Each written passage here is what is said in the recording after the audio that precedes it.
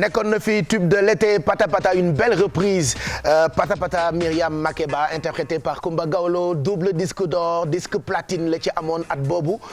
ñu ngi koy fàttaliku démb maa ngi leen koy wax ci la amoon li tubaab tuddee reconnaissance de ses pairs loolu la ñuy ibbee tey midi plus bi merci d'être avec nous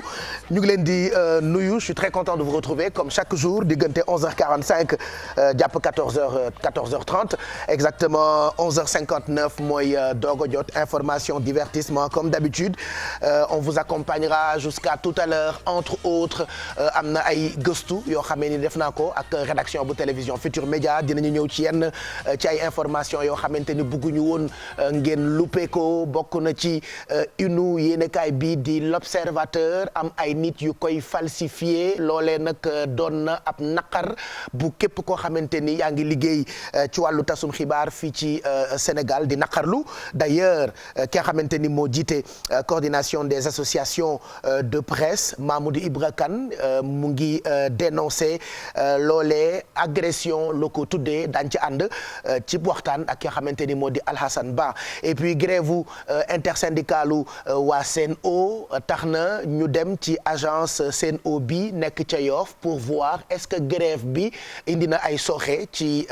liggéey bi ak clients yi nga xamante ni ñoo fay faral di dem direction générale baa ngi rassuré clients yi on fera un petit tour ci agence su Yoff bi ak ki nga xamante ni moo di Marcel Farba Maron et puis mbënd mi nawet bi on en parle oui ndax lu ay di jàmbat ba léegi am na ci ay gox yoo xamante ni ndox mi dem na amit ci ay gox yoo xamante ni ndox mi demagul dinañu dem nag ci garage yi ndax ñoom nag fi mu tollu tembe defe naa seen traite la xam nga nawet beeg tali yu bon yi oto yu day gaaw a yàqu ñoom nag fi mu toll ñu ngi recevoir ay oto yu bëri on a fait le tour chez certains mécaniciens dinañu ànd ak ki nga xamante ni moo di Fatou Bintou Conté donc ces trois reportages que je vous proposerai te bokkul ba tey ak ñaari jotaay yoo xamante ni di ngeen ko am d'abord jotaayu xibaar diggu bëccëg gi 13h daañu ci ànd ak rédaction bu télévision Futur Média bu ko defee ngeen xam li xew ci réew mekk ca bitim réew daañu ci ànd ak sama naata soxna Naata Mbaye et puis vous aurez votre journal du web li xew biir internet Mary Bey Diouf lañ ci àndal ak Mamadou Ndiaye en gros c'est ce qui vous attend tey ci midi plus bi et puis comme chaque mardi xam ngeen ni Orange daf leen jagleel seen jeu bi di Mega Win dafay tax ngeen nekk ay millionnaire ngeen di jouer itam di am xam-xam ci wàllu culture générale chaque semaine 1 million 10 millions oto ak kër alors est-ce que xam ngeen ni 10 millions bu njëkk bi am na koo xamante ni moo ko gagné mu ngi tudd Mariama Diallo dëkk Kolda ci kanam tuuti dinañu ànd ak Mamadou Ndaw mi nga xamante ni chaque mardi moo fi représenté Orange mi nga xamante ni moo leen jagleel seen jeu bi di Mega Win et puis dinañu waxtaanee ab film oui boo xamante ni Saloum la tudd alors film la boo xamante ni bu ngeen ko découvrir seen xel dina dal on a vraiment de très grands acteurs mais de bons réalisateurs yoo xamante ni dañuy def choix ci ay acteurs yoo xamante ni fii la ñu nekk ci Sénégal te kenn ku ci nekk yaa ngi góorgóorlu ci sa carrière kii ngeen di gis moo nar a nekk suñu invité bu ca kanamee tuuti ci plateau bi alors il nous parlera donc de ce film bi nag mu ngi tudd Saloum sortie panafricaine bi la ñuy préparer naka la ñu tëggee film bi on en parle tout à l'heure ci midi plus bi puisque Mentor Ba moom ngeen di gis acteur nekkoon mannequin il incarne ou il a incarné plusieurs rôles dans différentes productions cinéma fii ci Sénégal donc il viendra ci plateau bi pour nous présenter film bi nga xamante ni mooy Saloum comme quoi nous parlons de tout dans cette émission et puis bu leen fàtte téléphone yi moom defe naa ibbi nañu ko depuis ce matin puisque juste après Info Matin Amina Poté moo ko ciy teg Richmond jiisu fajar gi lépp rek ay teranga la ci teranga Sénégal nga xam ni boobu ba tey ñu ngi leen ko jagleel Orange Money teg ci table ji enveloppe bu toll ci 60 millions ñu leen koy séddale boobu ba tey millions yi nag des na puisque bu ngeen wootee léegi bu ngeen tànnee carte bi région bu ngeen tombel lu ngeen fa fekk ci enveloppe rek dañ leen koy yónnee directement ci seen calpe Orange Money et puis am na yeneen i teranga yoo xamante ni yéen la ñu ko jagleel donc dès à présent mën ngeen a woote ñu xaar leen ci 88 628 22 22 wala 88 628 04 05 donc ci suufu écran bi du ma gis exactement ban numéro lañ leen di afficher mais quand même ma jox leen numéro de téléphone yëpp bu ko defee bu ngeen ñu làmb rek di ngeen ñu mën a daj d'abord 88 676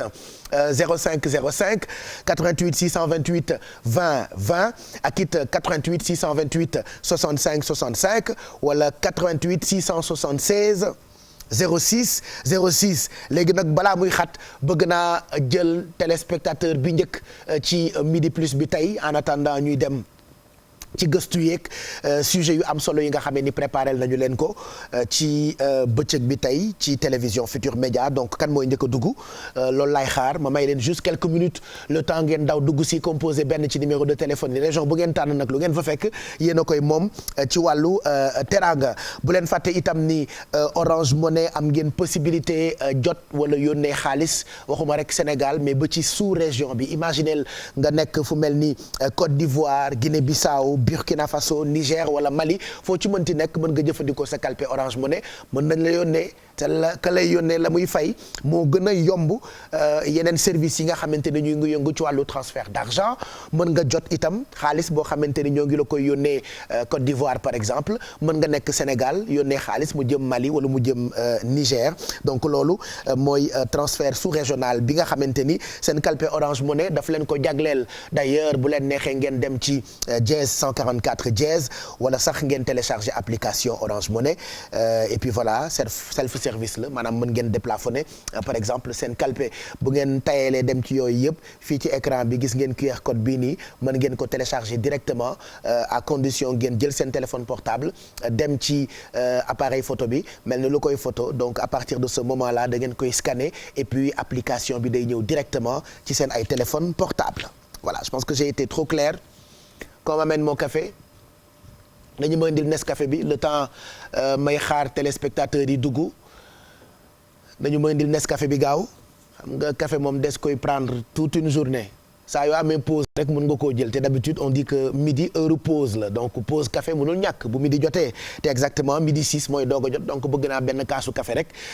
Nescafé nag de préférence c'est vrai que àddina bi léegi depuis très longtemps d'ailleurs lu waaye def bu baaxee rek da ngay gis ñëpp di ko toppandoo donc ku nee ngi café mais original bi li ñu naan roy nu rek pire Nescafé depuis des années c'est-à-dire dañoo judd fekk ko fi muy préférence ci wàllu café comme je dis souvent du ma leen wax fan lay jaayee ndax boutique bu ngeen dem am Nescafé table bu ngeen romb ci mbedd yi am Nescafé stick pot bu ndaw bi bu moyen bi bu mag bi am na yu sakkan yoo xamante ni Nescafé daf ñu ko jagleel donc continuer di def seen ay pause café à tout moment ci bëccëg bi parce que dafay joxe pêche et pour le moment j'ai pas encore la pêche voilà donc j'attends mon café Pape Samba laajuma la j'attends mon café allez réalisateur bi lakkal ma lu ma ko laajul rek la may annoncé nee naa ko laajuma la waaye tontu na ma de moom Lamine bee saf ci gone ci intellectuel professeur bu mel ni yow jàngale yor ay étudiants ma naan la laajuma la nga ma laaj baa nga la noo ma ko waxee Pape Samba laaj baa nga marché non non non allez na café gi ñëw Nescafé de préférence bu ma kenn may beneen café et je sais que yéen tamit bugg leen beneen café bu dul Nescafé en attendant ngeen di dugg si ci 88 676 05 05 wala 88 628 65 65 wala 88 676 06 06 400 000 wala 300 000 kooko may léegi mu jël ci dëkk bu naqari les tubaab naan les temps sont durs mais nous on règle problème yi donc kan mooy njëkk a dugg léegi ñu jël ko balaa ñuy ñëw ci coow li nga xamante ni fan yëpp nee na kur jëm ci une bu l'observateur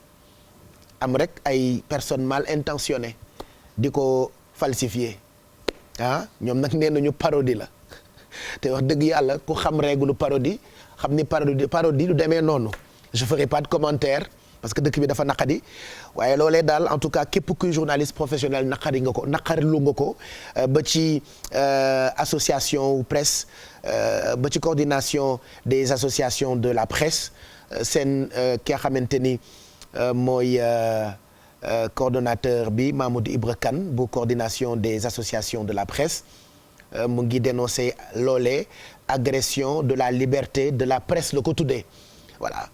donc le temps ngeen di dugg si mën nañu ko déglu mu joxe ci xalaatam ci loolee nga xam ne ni gis nañu ko fan yi ci internet bi regardez. situation bi Sénégal di dund ci jamono ji dalul xel muy gis-gisam moom Mamadou Ibra Kane jàpp na ni impunité daf fee bëri. da ngay gis régime bi ci boppam mu jalgati yoon da ngay gis dirigeant opposition bi ñu jalgati yoon da ngay gis sénégalais lambda mu jalgati yoon ñooñu ñëpp dara du leen ci fekk loolu mooy ci tubaab impunité na nag fu mu am réew boobu du am jàmm. ay journaux yu ci mel ni observateur wala boog quotidien ñu soppi seeni une di ko partager ci page bi ci Facebook jàpp na ni faaw ñu appliquer dañu duppee état de droit ci li nga xamante ni jàpp na ni agression la liberté d'expression. pour Sénégal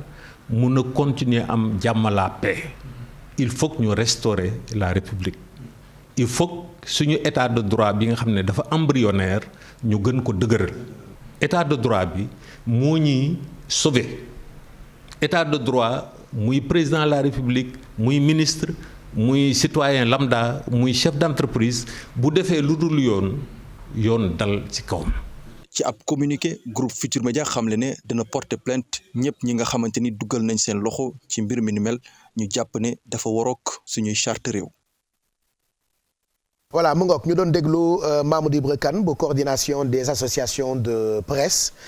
voilà j'ai dit tantôt que je ferai pas de commentaire waaye xam ngeen ni manipulation weesuwul lii réew mi nag doy na waar xeetug doy waar boo xamante ni plus personne n'est à l'abri segam yéenekaay yi la ñuy jël di falsifier di modifier nga xam ne sama classe yaay gi ñoom du ñu xool par des choses lu ñu gis ñu partager rek dañuy gëm te yenn saa yi mën nga jël ab information falsifier ko juste pour manipuler mu jur jëyee joo xamante ni mën na këpp sax sa kaw yow mi ko def wala ñi nga àndal ñu koy def donc yooyu yëpp c'est à voir et à éviter. xam naa ni ñu ngi xaarandi fan la wànnent di mujjee ki gëtam donte am na yeneen i yéenekaay waaye man l'observateur laa xam ñoom nag décidé nañu jël seen ay matuwaay yi ci war équipe yu yéenekaay boobu la nga xamante ni mooy premier quotidien fii ci Sénégal tey nag ci une bu original bi maa ngi gis ni séq nañu waxtaan ak kii di Youssou Ndour ñëwaat na ci lu tax gisuñu ko ci campagne bi lu bëri ñëwaat na itam ci digganteem ak président Macky Sall ñëw itam ci yeneen i mbir yoo xamante ni mën na leen a soxal à lire ci yéenekaay bi di l'observateur bu tay bi midi 12 allez ñu jël premier téléspectateur bi ci midi bi nii balaa ñuy dem ci yeneen sujet yu ñu leen préparé 300 000 wala 400 000 ku ci dal sa bamba maase donc ban téléspectateur mooy ñëw léegi nii ñu teral ko et puis jox ko loo xamee ni mën na ci bégal jabootam ñu profité ci gërëm bu baax waa Socabek xam nga démb maa ngi leen di wax ni ñoom actuellement ñu ngi ci projet bu am solo ab centre commercial la ñuy waaj a ibbi ca marché HLM pour ne pas dire marché HLM n'est-ce pas donc foofee ca marché HLM centre commercial bi ñu fay waaj a ibbi mu ngi tudd centre commercial Daaru Salaam centre commercial la boo xamante ni ku ne mën na faa am place ci kaw nga joxe moitié 50% li ci des nga dóor dàqe ko ci 12 mois loolu nag projet la bu am solo ku joxe 50% ba centre commercial bi pare fi lekk fukki weer ak ñaar dañu lay jox sa caabi nga dugal fa sa marchandise mën a bokk ci boutique yi nga xamante ne ñoo ngi koy ibbi ci centre commercial boobu la nga xamee ni dafa nar a mucc ayib donc mën ngeen ñëw verser ci Socabek ma jox leen peut-être ñaari numéro de téléphone yi si ça vous intéresse appelez directement comme ça ñu jox leen information yi ci war 33 889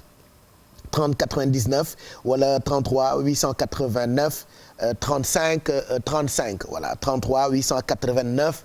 30 99 wala 33 889 35 35 voilà donc loolu le Socabek jagleel sénégalais yi nga xamante ni bëgg nañu entreprendre ubbi seen boutique ci centre commercial boobu ñuy waaj a ubbi fa la nga xamante ni moo di marché HLM. voilà jox leen ma téléspectateur gaaw ci téléphone yi 88 628 20 20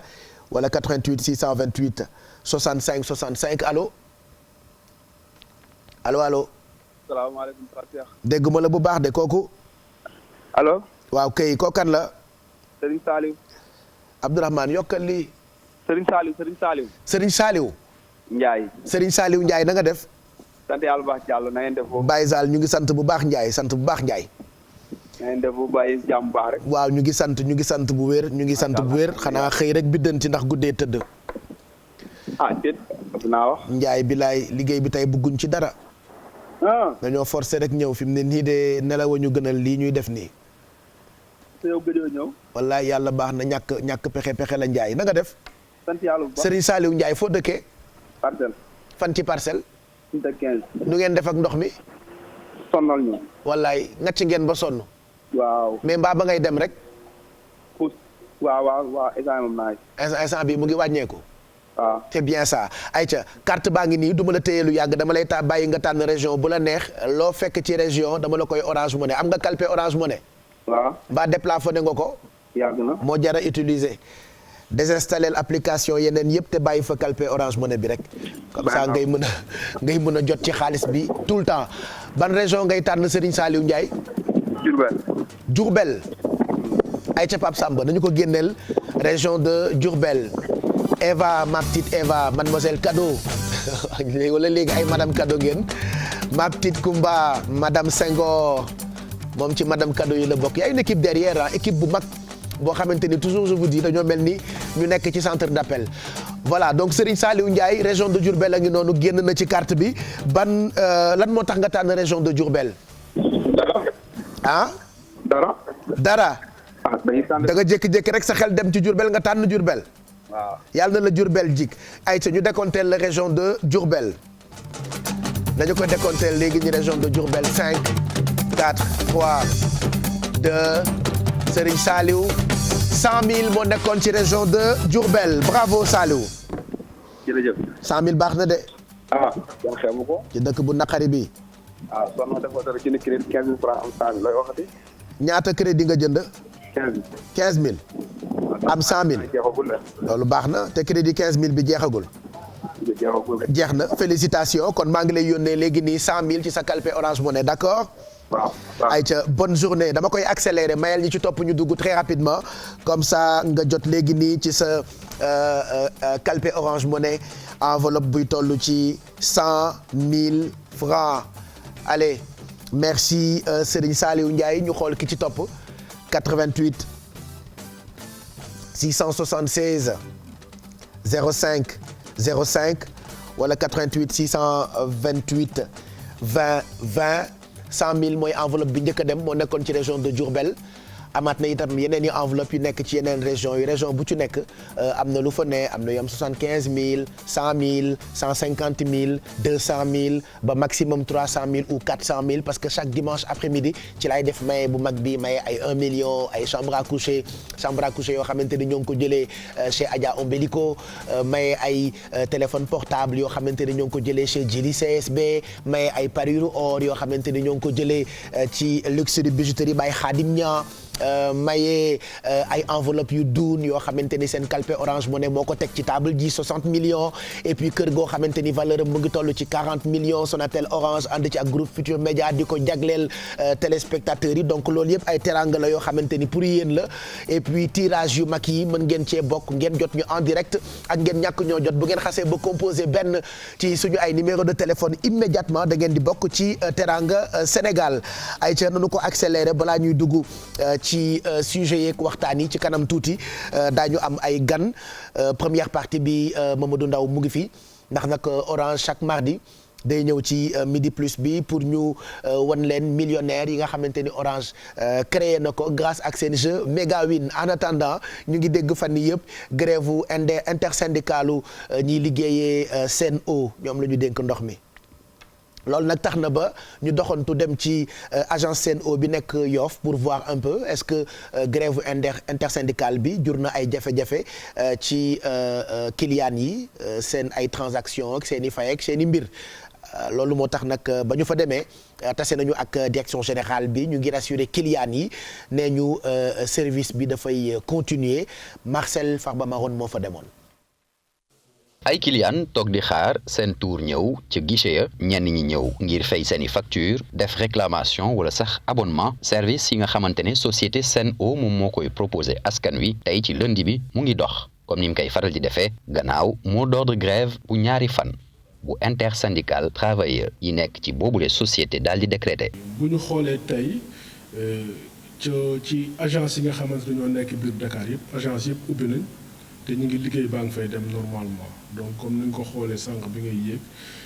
boo wàccee ci suuf client yaa ngi ci agence yi di def opération yi ñu daan def ndox baa ngi ñu ngi koy distribuer correctement am na liggéeykat également yu nekk ci terrain bi di réparer fuite yi donc di wax rek ni malgré que ni effectivement y a une partie du personnel qui est en mouvement parce que kër gi y a plusieurs syndicats yu ko composé ci syndicats yooyu daf ci am benn partie boo xamante ne nii moom moo dem en mouvement tey ak suba loolu la ñu wax ci seen assemblée générale bi mujjee def mais malgré loolu aussi ñun jël nañ suñu matukaay yi ñu waroon jël yëpp ba nga xamante ne ni nañ assurer la continuité du service d'eau potable loolu mooy ci tënk situation bi nga xam ne moom la ñuy doon ñu ngi continuer nag di xool situation bi et puis jël suñu matukaay yëpp ba nga xamante ne li nga xam ne war nañ ko def ci wàllu séddale ndox mi ñu mën ko matal. lu jëm ci wàllu ndox bi mën nañ wax ne grève bu ñu jot a annoncé amul benn impact comme ni ko client yi nekk ci agence Yoff daal di firndeel. dama ñëwoon pour demande compteur quoi waaw non man suñ foofu amul problème ndox de waaw mu ñëw waaw Yoff non amaguma jafe-jafe de waaw yëpp baax na waaw. waaw dama fi ñëwoon tey pour fay si facture non wax dëgg yàlla nag biñ ko annoncé ba léegi gisuma benn perturbation ndox mi moom mi ngi ñëw normalement man maa ngi dëkk zone Yoff waaw mais bon je travaille ici ka à Ngor non amul benn problème macha allah. ñuy fàttali ne gannaaw annonce intersyndicale Sen'Eau daal di fësal tey benn communiqué di fàttali ne benn rupture service du am ci fan yi ñu dëgmal di ko jël leen seeni matuwaay ba mu doy ngir mën a fexe ba service yi daal di wëy. heureusement ba jurul benn jafe-jafe pour clients yi mais grève moom mënul ñàkk fii rek laa gis duñu grève fii nii sama classe gi duñu grève mais waroon nañu di grève nag comme ñi intersyndical bu Sen'Eau bi ñu demee ci agence bu Yoff direction générale bi dañu doon rassurer ci micro ki nga xamante ni moo di Marcel Farba Maroun voilà merci mon ami Marcel allez on va continuer ak seen ay woote ci 88 628 22 22 wala café gi neex na de café gi de comme ceebu jaga du ngeen ma mayaat Nescafé s'il vous plaît wala j'ai droit à benn kaasu café kese ok d'accord y a pas de souci bu ma mënee am bonusu café rek ngeen yónnee mu ko àdduna amul solo Nescafé sakkan na en attendant ñu continuer di leen jël ci numéro de téléphone yi tegal naa leen sànq Kumba Gawlo pata pata way bu yàgg la waaye am na way bu bees boo xamante ni actuellement mu ngi def feu et flamme carton barki démb rek Papa Diouf da ko génne ko clip bi clip bi génnee saa yu tëggee fii gaynde du miin ngeen gaynde saa yu tëggee gaynde day fees dell ndax bànneex mooy woy bu bees bu Pape Diouf on va mettre ça dans quelques instants gis ngeen ko noonu Pape Diouf groupe PDG donc bànneex laa bëggoon tegal leen et puis ñu continuer jël leen en même temps ci téléphone yi ngeen jot ñu en direct ak ngeen ñàkk ñoo jot ci midi plus bi 88 628 22 22 mais balaa ñu koy teg ci kanam bu leen fàtte daañu ànd ak Merry Beye Diouf ak Mamadou Ndiaye Merry Beye elle est déjà en place bonjour Patapouf je t'entends pas dégguma la du tout Abdourahmane moo fi nekk tey Abdourahmane may ko dégguma la de mu dégg ñu Abdourahmane daal la fi nekk tey je t'entends pas du tout maa ngi nii dégguma la. man de maa ngi lay dégg allo yaa ngi may dégg dara ci li ngay wax gémmiñ buy bouger rek laay gis ma imagine may def nii léegi yaa may dégg.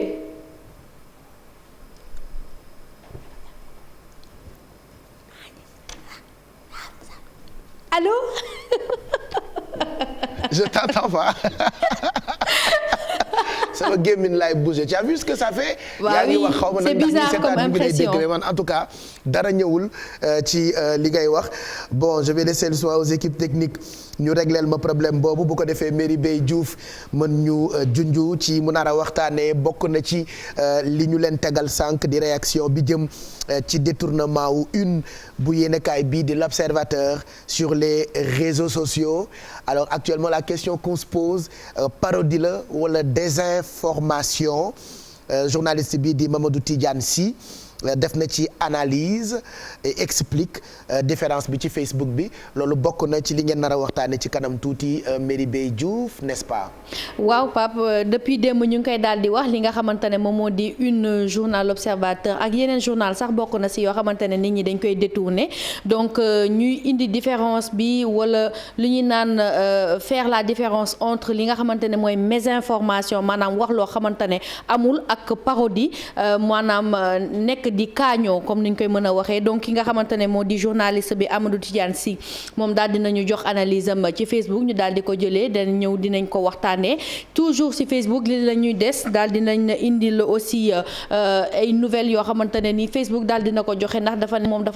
dafay nar a changer lépp li nga xamante ne moom moo di fil d'actualité indi yu bees dinañ ko waxtaanee ci kanam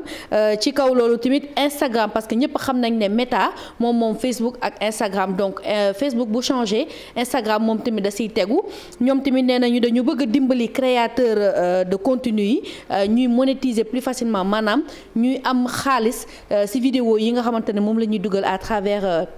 seeni compte Instagram donc ñu aussi waxtaanee aussi ki nga xamante ne moom moo di Snap ndax moom tamit dafay lancer sa version web comme Instagram bi nga xamante ne ni defoon na ko bu yàggul donc Pape tey moom daanaka waxtaan bi yëpp ci mbirum réseaux sociaux lañ koy daal di tënkee ak bien sûr quelques petits insolites yoo xamante ne ni ñoom ñooy indi saf-safalu émission bi. mu nga à tout à l'heure ah. léegi maa la déggul wala dégguloo ma yow tamit. léegi maa la déggul façon man jot naa dégg tuuti li nga expliqué donc on te retrouve yow ak Mamadou Ndiaye ci kanam tuuti Merry Diouf boo ko defee ngeen defal ñu li xew biir internet dans quelques instants on reçoit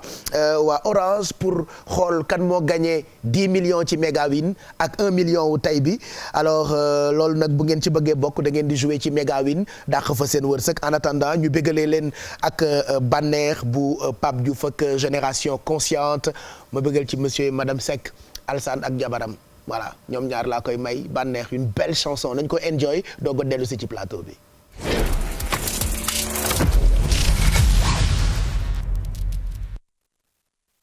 mu ngoog bànneex ak Pape Diouf ak Génération Consciente mu ngoog. Merci. Allez, on va poursuivre. Midi 31 mooy doog a jot Mamadou Ndaw nous a rejoint pour que ñu waxtaanee seen jeu Megawin comme chaque mardi ci Midi Plus bi Mamadou Ndaw merci d'être là donc ba tey Megawin baa ngi continuer di def ay millionnaires fii ci Sénégal. Voilà Pape Cheikh merci beaucoup ah et di nuyu bu baax téléspectateur groupe Futurs Médias waaye rawatina suñu client Orange yi nga xam ni ñoo ngi joué ci le grand jeu Megawin. donc comme ni nga ko waxee rek Megawin moom jeu la boo xam ni Sénégal yi dañ cee gis seen bopp parce que su weesoo mu nekk jeu de culture générale dina def ay millionnaires ku ko mel ne sama client bi nga xam ne gagné na 1 million de francs CFA donc wax nga ko léegi itam chèque de 10 millions bi nga xam ne tiré woon nañ ko au mois de juin. macha allah jox nañ ko gagnante bi nga xam ni mooy Mariama Diallo dëkk ba Kolda. Kolda la dëkk xam naa ne mi ngi suivre émission bi dina dugg léegi daal di wax itam vraiment ni mu jotee. Mariama dal na ci de man de Mbacke Fall ak 1 million bi dama ko xeeb sax. waaw 1 million bi ndeke du dara boo ko comparé ak 10 millions. waaye nag moom yàgg naa gagné moom Mbacke Fall je pense que client la boo xam ne miin nañ ko ci jeu Megawin. moom yàgg na gagné ah gagné woon na mois ba le passé. ah ouais gagné waat mois bi kon Megawin moom mën nga saa su nekk di gagné weer bu nekk mën nga gagné 1 million donc nag ku ci bëgg a bokk da nga jël sa téléphone portable nga envoyé win par SMS WIN nga envoyé ko au 22 722 WIN ngay envoyé au 22 722 boo ko defee di nga mën a jot say question ba tontoo ci question yi ba noppi nag nga jàll ci turbozone mooy bi nga xam ni 300 francs par jour la waaye 8 questions la lay jox Mbacke Fall mi ci la bindu daal di gagné 1 million weer bi ñu weesu gagné waat 1 million weer bi kon je pense que moom itam kontaan na lool donc Mariama Diallo itam xam naa dañ ko dugal ci kanam tuuti incha allah. voilà mu ngoog nañu passante micro bi tey kii fi daan ne new fi ci son bi yi laa nekkee ak waa TFM yi yàlla waxu kenn dara non dafa metti xam naa dinaa fi jógee dem RTS de. maa ngi leen di ziar Pape Diallo. Mbacke ñu ngi lay nuyu. di ziare monsieur Ndaw. monsieur Ndaw. waaw borom Orange. maa ngi lay ziar di ziar. mooy ndaw monsieur Ndaw mi orange mooy ndaw bi orange di yónni. il ma waneel la ko.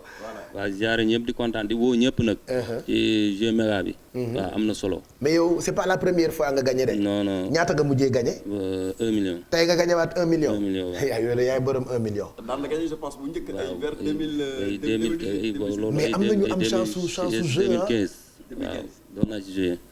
très bien. waaw kon maa ngi si woo ñëpp daal di. naa leen du lu ñuy caaxaan daal parce que am na ñoo xam ne ay caaxaan lañ ko def. mais man moom xam naa ne dëgg la. mais naka lañ ciy joué c'est vrai que Mamadou Ndaw mu ngi koy expliquer mais nettali ci làmmiñu borom yaa ngi joué yaa ngi gagné c'est pas la première fois nga gagné 1 million. waaw 22 722. moom ngay kii ñu lay posé ay questions am na culture am na sport. waaw yow yaay xool bi ngay suivre. ok waaw. te luñ la laaj rek nga tontu ci. waaw luñ la laaj nga fexe tontu ci. waaw parce que question boo tontu bu fekkee gagné nga dañ lay may 15 points lañ lay may. très bien ça. waaw bi waaw turbo zone bi. waaw kon daal maa ngi ciy woo ñëpp. kër gi nag laa bëgg. kër gi nga bëgg. waaw yàlla baax na. waaw voilà turbo zone bi am na solo mais 1 million itam am na solo 10 millions yi Mariama Diallo moo ko gagné mu ngi dëkk Kolda Mariama ñu ngi lay nuyu. di ziare. na nga def Mariama. maa ngi fi. félicitations. merci. 10 millions bëri na de. bëri na kay. raconte-moi c'est la première fois nga gagné. c'est la première fois may gagné waa. léegi nettali ma histoire bi ni nga def ba jouer crédit yi nga jënd question yi ñu la proposé. ba finalement nga nekk gagnante bi ñu woo la ne la gagné nga 10 millions raconte-nous un peu l'histoire. ok Pape Cheikh man daal jeu bi. waaw. daal ma jëndee crédit gars yi dañ may envoyé message. waaw jeu bi nag gars yi dañ ko jàppee caaxaan mais jeu bi dëgg la. yaa di ko jàppee caaxaan dañoo xamul man maa gagné gros lot bi maa ngi dëkk Kolda. Kolda. waaw. ana 10 millions yi. juste dañuy envoyé message. waaw. réponse yi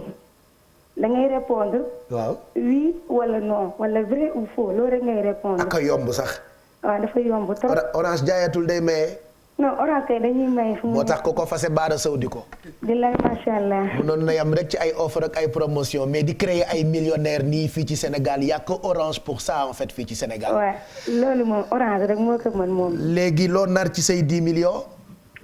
samay 10 millions. waaw dama ci investir. waaw sama yaay. investir ci de bul def bul ma topp. sama classe gi dañ lay lekkale fii Sénégal boo amee xaalis nit ñi dañ lay lekkale bu jeexee ñu ne ndeysaan amoon na fi temps. ndeysaan fexeel ba xaalis bi bu ko mayee jël ko nga investir ci. loolu de laa ciy bañ moo tax dama ciy investir. très bien. voilà investir ci nag li nga xamante ne ni Sénégalais ñëpp nañu xam ne daal jeu bi loolu dafa réel. macha allah man Mariama bu ñu ma woowee ñu wax ma damaa gagné somme bi damaa tiit ndax. xalaatuma ko woon daal. kan mooy xalaat 10 millions allo gañ nga 10 millions ku ko xalaatati. non billaay xaaruma ko woon sax benn yoon. félicitations ne quitte pas comme ça Mamadou Ndaw expliquer pour finir ndax sénégalais yëpp mën nañu nekk millionnaire soit 1 million comme Mbacké Fall wala 10 millions comme Mariama Diallo mii ñuy waxtaanal ci. waaw Mariama Diallo ñu ngi lay nuyuwaat bu baax a baax.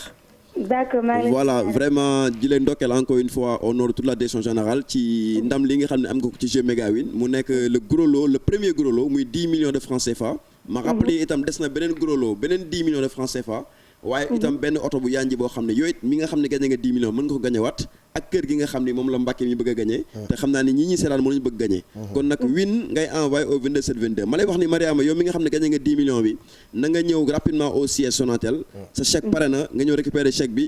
daal di voilà daal di bëggee daal comme ni gars yi di waxee. Mariama sama doomu baay. Mariama Diallo waaw. net ko bandum ñun ay mbokk lañu Diallo nga sant ma sant Diallo. bu ko bëgg a lekk les 10 millions yi. léegi Mariama yow na nga continuer di jouer rek ay xam naa ni intaala donc dans quelques semaines. danañ ci waat oto bi nga xam ne mooy Nissan Kicks bi nga xam ni itam ñëpp moo lañu bëgg a gagné. kon ñu ngi nuyu waa Kolda bu baax di leen wax ni itam rek na ngeen jouer Mega Win ku ci gagné 1 million fi nga toog ngay nekk ñu ne la Orange Money te doo nga retiré ko doo fay dara ndax Orange Money dafa xew ci jamono. kon nag 10 millions yi nag dafa xajul ci benn compte nag moo tax foog nga ñëw ba siège ñu daal lay jox chèque 10 millions incha allah nga daal di enjoy. Inch'Allah. Mariama félicitations. merci Pape Cheikh Diallo merci beaucoup. ana seen waa kër. sama waa kër ñu ngi kër ga man actuellement nii maa ngi fi may liggéeyee. nëbbatul buñ la xamal dara. d'accord. nëbbul félicitations et voilà yàlla na la jik. amiin. voilà donc 10 millions moom la gagné ci Megawin 1 million baa ngi nii Mbacke Fall yow tamit ñu ngi lay féliciter bu baax ban message ngay joxe Mamadou Ndaw voilà xanaa juste di wax suñuy clients ñi ngi remercier tous les joueurs yi nga xam ne ñi ngi ci jeu Megawin waaye itam di wax ni rendez-vous très bientôt pour le tirage oto bi nga xam ne mooy Nissan Kicks 0 kilomètre bi nga xam ne actuellement mu ngi agent Cheikh Anta Diop ñu garé waaye itam di wax ni kër gi muy la Villa Calia de 269 mètres carrés kër gi pare na mi ngi xaar borom kon nag képp ku ci bëgg a bindu rek da ngay envoyé SMS WIN WIN ngay envoyé au 22722 daal jot say question mën a gagné ay points yu bëri bokk ci tirage bi nga xam ne dañ ko waajal waaye nag n'empêche képp koo xam ne bëgg na gagné 100 000 francs par jour na nga bindu léegi WIN au 22722 nga gagné 100 000 francs par jour wala 1 million par semaine wala itam les gros lots yi nga xam ne des na benn chèque de 10 millions wax naa ko léegi des na benn oto ak benn kër de 200 et quelques mètres carrés donc voilà merci Mamadou Ndaw merci beaucoup à jeudi inchallah à jeudi merci beaucoup beneen millionnaire merci donc de jouer fii léegi jeudi Mamadou Ndaw dina ñëwaat ak beneen millionnaire merci beaucoup Mbacke Fall da ngeen di yónnee WIN WIN ci 22 7 22 donc profito leen bu baax ci Megawin bi nga xamante ni Orange moo ñu ko jagleel donc chaque semaine mu créer ay millionnaires li réew mi naqadi yëpp am na vraiment ay entreprises yoo xamante ni ñu ngi góorgóorlu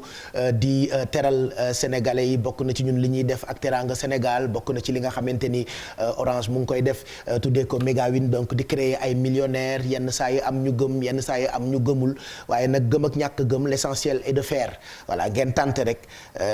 tenter seen chance bu ngeen dàqee seen wërsëg nag ba am ci teranga yi loolu mën na leen a jëriñ ñun nag dañuy joxe semaine bi ay enveloppe yu yemamaay rek yu bokkul ak 1 million tey par exemple léegi am na ku wootee tànn région de Diourbel fekkoon na fa enveloppe bu toll ci 100 000 francs léegi dama bëggoon ñu jëlaat beneen téléspectateur ci ndimbalu équipe yi ci ginnaaw bu ko defee ñu j'allais dire très rapidement maa ngi nuyu tiktoker boobu nga xamante ni moo ci attiré sama attention ndekete très rapidement dafa bokk ci samay tik j'ai vu ça hier sur TikTok je ne rendre ma ci woon compte mais dama ree ba sonn ils ont beaucoup de talent ces jeunes tiktokers c'est des artistes xam naa on le verra peut-être ci li xew biir internet j'ai tellement rigolé mu ne man suma ay tik mooy très rapidement oui très rapidement nañu jël téléspectateur ci 88 628 20 20 wala 88 676 06 06 waaye kaa am na de Oustaz Pape Hann kaa am na ci Oustaz Pape Hann nag billaahi affaire bu doy waar sax boo xamante ni bi ma ko yëgee démb ci guddi wallaahi daf maa naqari dama choqué biig ay 2 heures et quelques du matin bi ma yëgee kaa bi nga xamante ni moo dal Oustaz Pape Hann barki borom Touba dama cee am choc Oustaz Pape Hann dama koy massawu d'abord ay 2 heures 3 heures du matin moo tax fi mu ne sama bët yëpp a dugg ndax gëmmentu j'ai même pas dormi parce que j'étais hyper choqué Oustaz Pape Hann li ko dal laa leen bëggoon nettali wallahi moom daal day dawal otoom ba mu yàgg rek oto bi commencé def bruit bi oto bi commencé def bruit nettali sax ci làmminu borom mu daal di avancer tuuti oto bi fay bi oto bi fayee jékki-jékki rek explosé heureusement mu am réflexe su teel a génn oto bi mu ngoogu oto Oustaz Pape Hann dafa jékki-jékki rek tàkk jëppeet man bi ma ci yemee xaaja guddi gi vers 1 heure du matin 2 heures damaa am choc wallahi di mbir moo xamante ni doo sax xam doo xam ndax problème mécanique la doo xam daal man ab sénégalais 100% la donc du coup yii bu amee doo xam mais ñu ngi ñaan yàlla sàmm ko heureusement ba tombé nag mu génn oto bi waaye laataa muy génn oto bi ci la oto bi commencé indi ay jafe-jafe jékki-jékki rek mel ni lu explosé ci kanamu capot bi gis ngeen ko noonu ñoom ñoo doon jéem pour fay ko mais plus de peur que de mal oto bi noonee la lakkee li ci des ci ay image nag duñu ko mën a wone am na yoo xamante ni partagé naa ko ci sama ay réseau comme léegi course à l'information bi ñëpp la dal journaliste ou pas ma ni woon naa ko partagé ak yéen ci Midi Plus bi tey Oustaz Pape Hann nag di koo xamee ni Sénégal yëpp ko fonk donc yii bu ko dalee dañuy sant heureusement ba ci otoom la yem voilà heureusement ba ci bagage yeeg ci matériel bi la yem di mbir moo xamante ni biig ci guddi la am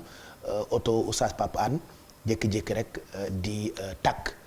ñu doon leen ko jox comme information nawet bi nag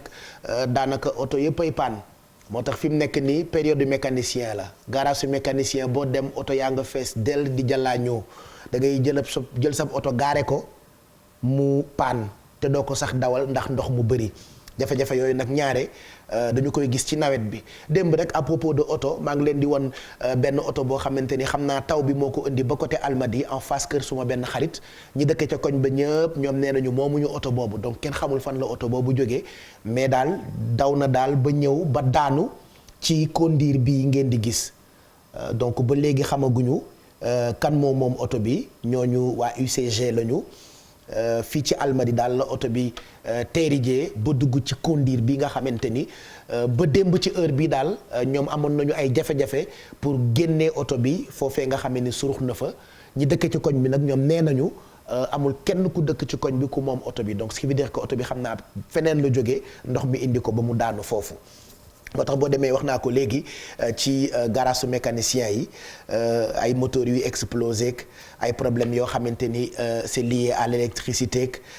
loolu nag daanaka mu ngi jëriñ mécaniciens yi on a fait le tour ci quelques garages ñoo ngi fa àndoon ak Fatou Bintou Conté. Ndakaaru nag mi ngi ci nawet gu metti jamono ji Abdou mi nga xam ne chauffeur de taxi la week-end bi mu ci génnee ci taw gu metti gi lay dafa gis ni otoom lu bari daf ci yàqu. waaw dañoo duggoon si biir ndox mi te xam nga fii dafa am ay pax des fois nga jaar foo xamante day am ay pax boo duggee si biir mën naa laal sa quartier yàq affaire yooyu noonu quoi après finalement da ngay mujjee demaat garage tey maa ngi si garage bi dem ba léegi di bagante di ñëw di defar rek te lépp ndox mee ko waral. jamono ji nag dañuy faral di nemmeeku lu bari li nga xam ne moom moo di moteur yi wala pneu véhicule yi li ci bëri di exploser bu nekkul ni sax électricité bi parfois du joxe ba oto bi mën a tàkk. mécanicien dañuy sonn trop waaw dañuy sonn ci oto yi ndax des fois dañuy aspirer ndox mi waaw ñii di dëgg ay courant moteur waaw lépp nag ndox mee ko waral. bon yu si gën a bëri ay problème moteur lay nekk yenn yi dañuy couler yenn yi de seen bloc yi day toj loolu la quoi ndox bi buñ ko assuré dañuy yàq lu bëri. ci nekk ci Ndakaaru bu ñu xoolee nawet dafa nekk loo xam ne lu am njëriñ la ci mécanicien yi la ñoom garage mécanique yi dañuy faral di fees loolu clientèle gi day faral di takku. bon finalement boo xoolee si nawet si les liggéey mécanique di gën a doxee si lay gën a doxee parce que ngay dem ba yow sa garage actuellement. dafay embouté du am maanaam du fu nga gaare oto day xet da ngay mujj programmer affaire bi bon tey nga liggéey 5 bu subaa nga liggéey 5. loolu mënuñ koo compter par jour instant yi dañuy dépanner lu bëri dañ koy dépanner waaw day ëpp 10 sax ay 20 oto 15 oto dañ koy dépanner. après la pluie nag dañuy faral di wax ni ñoom ñi nga xam ne ñoom ñoo di mécanicien yi dañ ci faral di génn seen garage dafay bari client lool mu nekk loo xam ne seen njariñ la. mu ngoog Adja Fat Bintou Conté ñu ngi lay gërëm bu baax c'est vrai que Adja bi yenn saa yi dama koy fàtte waaye dem nga màkk ba ñëw voilà te màkk dafa metti moo tax bu ñu ma woowee leneen dul élage ma mer donc ajaratu Fat Bintou Conté moo ñu doon demal ci garage yi doon xool ñoom borom garage yi ak mécaniciens yi naka la ñuy dundee oto yu bëri yi panne clients yi itam ñu ngi ñëw ci seen i garage ñii seen i oto am problème ñii taw bi indil leen ay jafe-jafe donc loolee ñu ngi ciy gërëm bu baax ajaratu Fat Bintou Conté mu ngoog yi sama rakk ji baadoola bi Pape Jean man damaa jékki-jékki rek jot message xam nga message bi day ñëw te doo gis tur mu ne ma waxal Oustaz Pape Hann mu dem EMG tànn oto bu ko neex ma commencé kontaan bi ma duggee ci message bi nekk Pape Jean mi nga xamante ni amul sax vélo moom boppam amul njugu vélo xam nga Pape Jean yi nga nekkee rafetul sax naa la booleeg Youssou Ndour bi nga demee France ba tey xamuloo lu la të heure bi waroon na fekk nga def ni say nawle daw bañ a ñëw waaye nga ñëw fii di ma ruubi naan ma waxal Oustaz Pape Hann mu dem EMG tànn oto bu ko neex yow boo ko deful Nabien yi dinañu ko def ndax cofeel gi ñu am ci oustaz Pape Hann ñu ngi koy massawu c'est vrai que buñ duree jàmm maa ngi reetaan waaye terewul mbir la moo xamante ni démb man j'ai eu tellement peur j'étais tellement choqué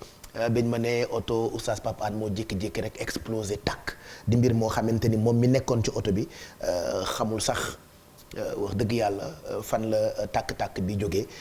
sant yàlla nag ba mu dalee ci otoom. midi 48 mooy doog a jog mooy doog a jot plutôt dans quelques instants daañu ànd ak naata sama naata soxna naata moo ñuy présenté jotaayu xibaaru diggu bëccëg gi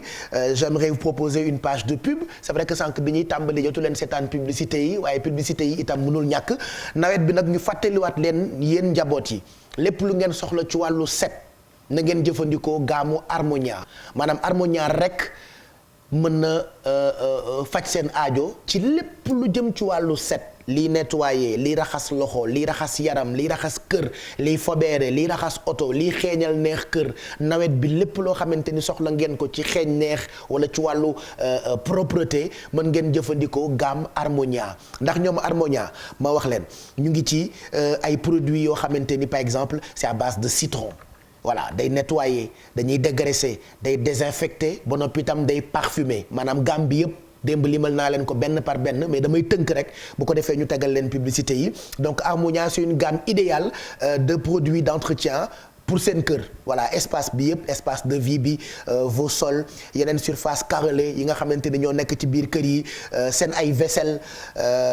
ak lépp loo xamante ni soxla ngeen ko pour nettoyer ko ba ci oto ak moquette maanaam Harmonia am na gamme pour lépp luy nettoyer c'est ce que vous voyez à l'écran nañu xool publicité yi doog dellu si ci plateau bi en attendant le journal et puis je rappelle que ci kanam tuuti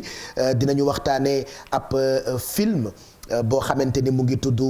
Saloum alors c'est un film boo xamante ni dañuy préparer sortie panafricaine bi donc c'est un film de Jean-Luc Herbulot casting bi y a de grands artistes dedans bokk na ci Canabasse Ndiaga Mbow Mentor Ba Mentor que vous voyez comme ça moom ci kanam tuuti mooy nekk suñu invité Mentor qu'on admire avec son look son style sànq Corombaar Ndiaye mi nga xamante ni Madame Seck mooy rédactrice en chef bu Midi Plus bi maa ngi ko naan Mentor j'adore son style moom rek c'est un personnage alors charismatique ba noppi itam ci production yi mu bokk yëpp da ngay gis ni mu ci demee ba jeex et il fait partie du casting de ce film nga xamante ni sortie panafricaine bi la ñuy préparer il va non seulement nous raconter choix au casting bi mais histoire u film bi ak pourquoi ñu tuddee ko Saloum il sera avec nous dans quelques instants ci plateau bi puisque dans Midi Plus moi-même je parle de tout et jamais de rien information divertissement loolu la ñu tuddee infotainment te maa ci as à tout de suite